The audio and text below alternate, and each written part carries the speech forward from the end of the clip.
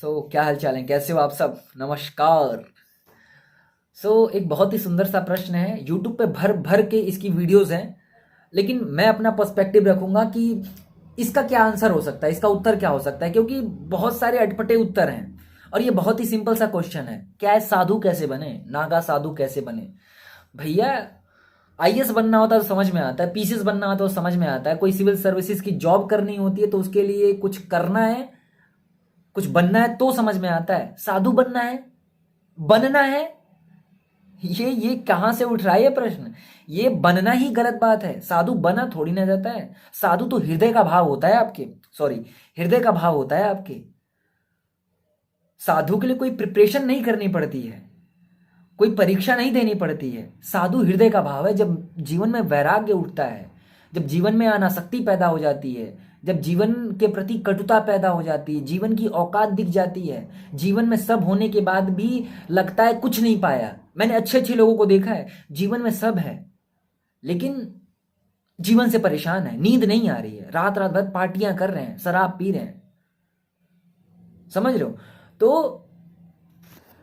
तो जब जीवन की औकात दिख जाती है, सब होने के बाद भी कुछ ना होने का एहसास सताने लगता है, जीवन अपने अपने आप को ही खाने लगता है, परिवार बेकार लगने लगता है, समाज के लोग बेकार लगने लगते हैं, पति बेकार लगने लगती है, बच्चे बेकार लगने लगते हैं, सुख सुविधाएं एकदम दो कौड़ी की लगती हैं, क्षणभंगुर दिखती हैं। और मौत हमारे सामने जब एक प्रश्न खड़ा कर देती है, तुम लाख दौड़ लो और एक दिन गिर करके मर जाने वाले हो, तुम लाख बड़े मकान बना लो, लेकिन ये जो मकान है तुम्हारा, ये आने वाले भविष्य में मिट्टी में मिल जाने वाला है।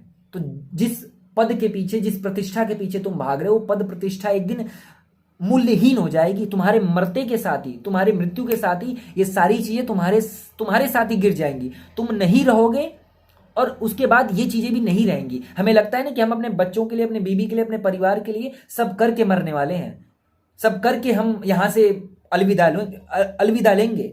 लेकिन तुम जरा गौर करो ना कि जैसी तुम मरते हो ना, तुम्हारे साथ साथ ये सारी चीजें जो तुमने अभी तक इकट्ठा की हैं, अभी तक जो कमाई हैं, वो भी तुरंत ही गिर जाती हैं। तो मेरे कहने का मतलब यह है कि जो साधुता होती है वो हृदय का भाव होती है। और जब संसार की औकात प्रति क्षण दिखाई देने लगती है तो जीवन में साधुता और वैराग्य घटता है। और वैराग्य का सिनोनिम्स, जो पर्यायवाची है, उसका नाम है साधु। साधु जिसका हृदय करुणा से भरा हुआ है, अब वो रुष्ट होना नहीं जानता है, अब वो क्रोध करना नहीं जानता है, अब उसके पास केवल प्रेम भरा हुआ एक दिल है, जीवन के प्रति एक समझदारी है, जीवन के प्रति सहजता है, कुछ छुपाना नहीं चाहता है, अपने जीवन को उसने स्वतंत्र खोल दिया है। कोई आए कोई जाए, उससे कोई मतलब नहीं है। और हमेशा अपने अपने आसपास के लोगों के लिए, अपने समाज के लिए वो अपने देह को कुर्बान करने को तैयार है। इसे ही साधुता कहते हैं। कहते हैं ना कि एक साधु हिमालय पर बैठ करके भी वो पूरे संसार का कल्याण करता है। वहां से वो ऐसी ऐसी वाइब्रेशंस भेजता है ना, जिससे समाज के लोगों का, समाज का उन्नति होता रहता है, समाज हमेशा विकासवान बना रहता है, समाज में सकारात्मकता बनी रहती है। तो साधु ये होता है। तो साधु बना नहीं जाता है, साधु हृदय का भाव है। जब जब जीवन की औकात दिख जाती है, जीवन में वैराग्य पैदा हो जाता है, तो साधुता घट जाती है। जैसे प्रेम, आप कहोगे ना कि मैं किसी को करता हूं, तो करने का मतलब है कि आप जता रहे हो कि मैं उसको प्रेम करता हूं। आपको प्रेम करने के लिए भी प्रमाण देना पड़ रहा है कि फलाने व्यक्ति से आप बता रहे हो कि मैं उससे प्रेम करता हूं।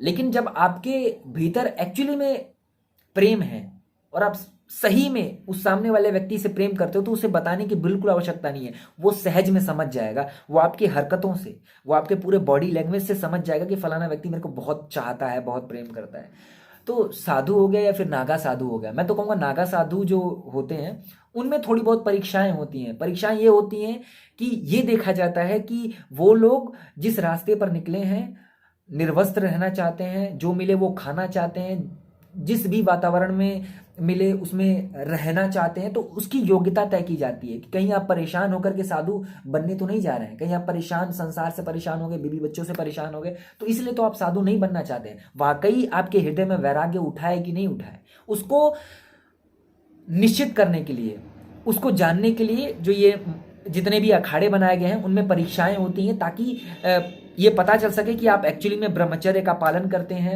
आपके भीतर अब काम वासना नहीं है, अब आप में संसार के प्रति इच्छाएं खत्म हो गई हैं, आपको अब संसार से कुछ नहीं लेना देना है। इसको तय करने के लिए, इसको जानने के लिए ये सारे प्रोसेस नागा साधुओं में किए जाते हैं। और जो लोग इन चीज़ों पर खरा उतरता है उसे नागा साधु बना दिया जाता है। तो इसकी एक बहुत कड़ी तपश्चर्या होती है नागा साधुओं की। लेकिन सामान्य साधु बनना है तो उसके लिए कुछ नहीं करना है, जीवन में वैराग्य उठे, जीवन में संकल्प उठे कि अब जीवन में कुछ रखा नहीं है, अब जीवन से भी पाने योग्य कुछ बचा नहीं है, तो झोला उठाओ और निकल लो। और कोई परीक्षा नहीं है, कोई कुछ नहीं है, घर में रहो और साधु बन जाओ।